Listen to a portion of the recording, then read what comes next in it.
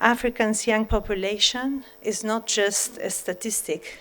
It is, in fact, a workforce of tomorrow, the innovators, the entrepreneurs, the leaders who will shape the world in 2050 and beyond. Well, very happy to be here with all of you and to take part in this discussion.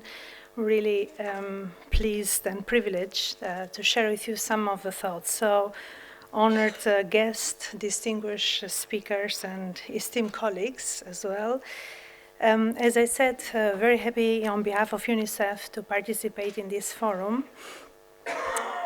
Also to discuss an issue that defines the future of our economies, the societies and global stability, which is investing in human capital. All what we heard and discussed about today, peace and prosperity, comes actually at the center of it. It is the human capital.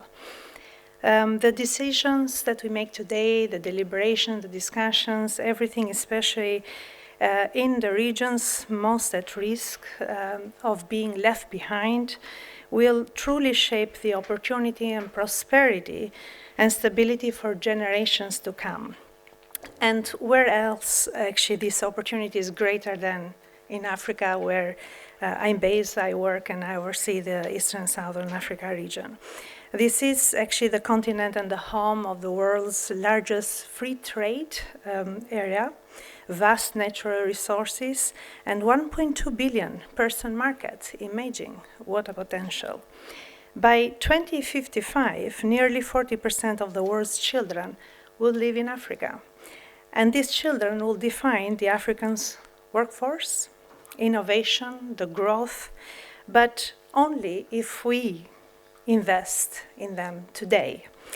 So, distinguished colleagues, we are at the crossroad where technological shifts, economical uncertainty, climate change, and demographic trends that we also discussed earlier are reshaping rapidly the global workforce. Jobs that require advanced skills are growing. At the same time, the low-skilled work is becoming more insecure.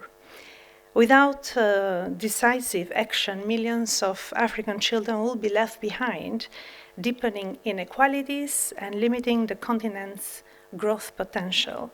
So what must we do? First, we need to prioritize the early years and what we call the foundation for the human capital. We all talked about peace, but it starts as we grow and put forward the seeds. The greatest return on investment that is known comes from the early years that we invest in children. Studies show that every $1 that we invest in early childhood development truly generates up to $13 in future earnings and benefits. Yet today in sub-Saharan Africa, only 1 in 4 children attend preschool education. And countries allocate only 6.5% of social spending on children under 5, compared to 55% for adolescents. The call for accelerating early education isn't just about teaching children to read and write. It is about equipping them with cognitive and emotional skills that they need to become problem solvers, leaders, and innovators. It is about laying the foundation for critical thinking, creativity, and collaboration, the very traits that governments, businesses need to thrive in increasingly competitive marketplace. We look forward to more governments putting and aligning to their commitment of allocating 15 to 20% of budget allocation to education, of which 10% should go to the pre-primary education, which is the early childhood.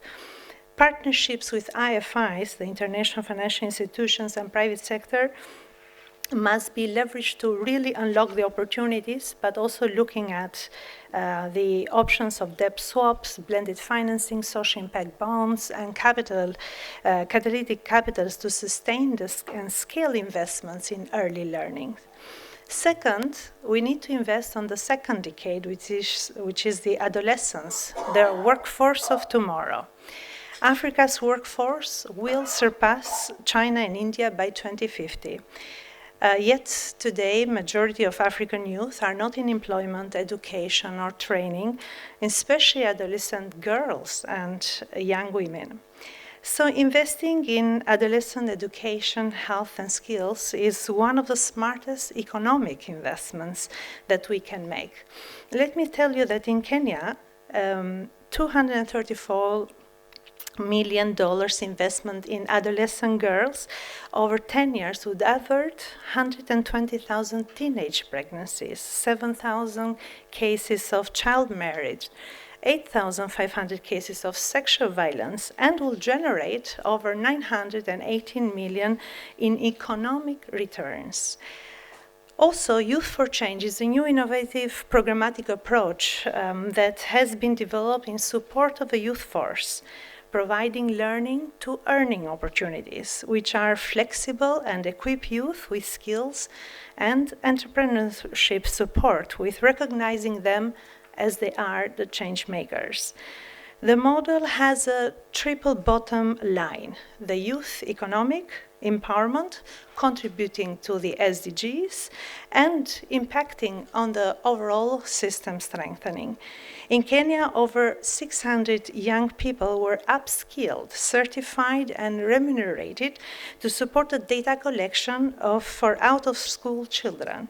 This resulted in over 62,000 children being back to school. This Youth for Change model demonstrated 90% cost saving compared to traditional approaches.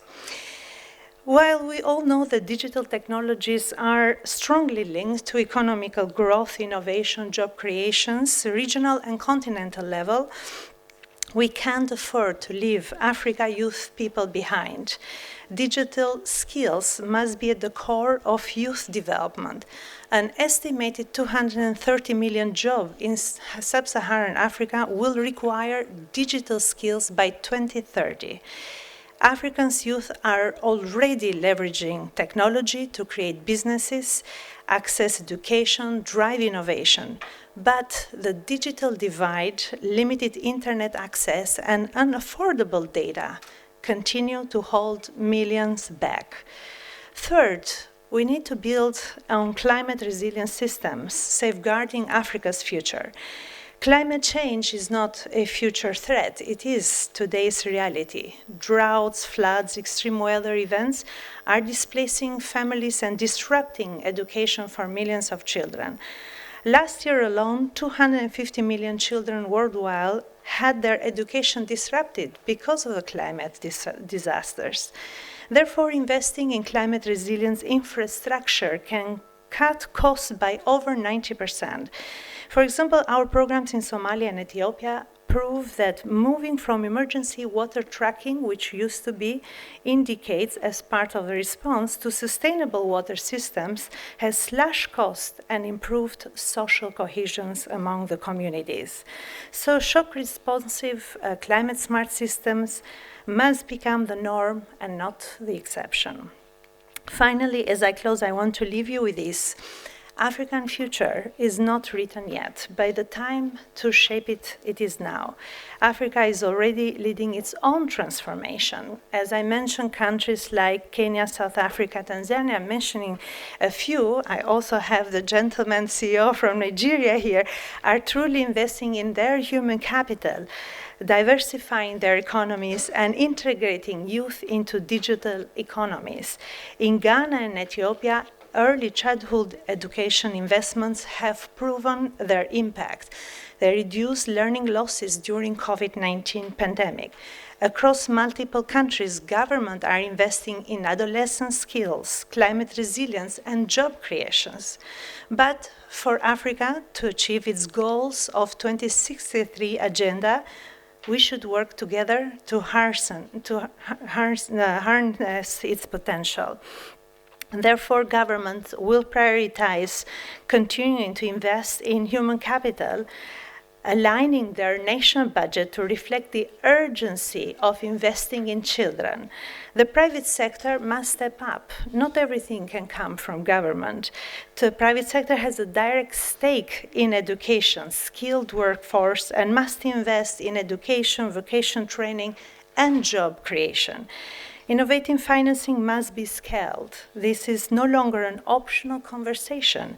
Blended finance, impact investing, special drawing rights, and debt relief mechanisms are so important in order to unlock catalytic funding that are actually locked into debt interest so that they can go to education and different social services. And then partnership must be more ambitious. We must foster to strengthen the partnership between government, development partners, business, and financial institutions. Co-investing in Africans' children and youth is not just a social justice and good, it is an economic imperative. The continent is not waiting, it is acting, it is leading, but global stakeholders have a key role to play. Investing in Africans' children today will fuel the economic growth, social stability, and shared prosperity for the continent and for the world. So this is not a moral responsibility, but an economical necessity. Africans' young population is not just a statistic. It is, in fact, a workforce of tomorrow, the innovators, the entrepreneurs, the leaders who will shape the world in 2050 and beyond. That's why the cost of inaction is too high to ignore, and we need to act now. Thank you very much.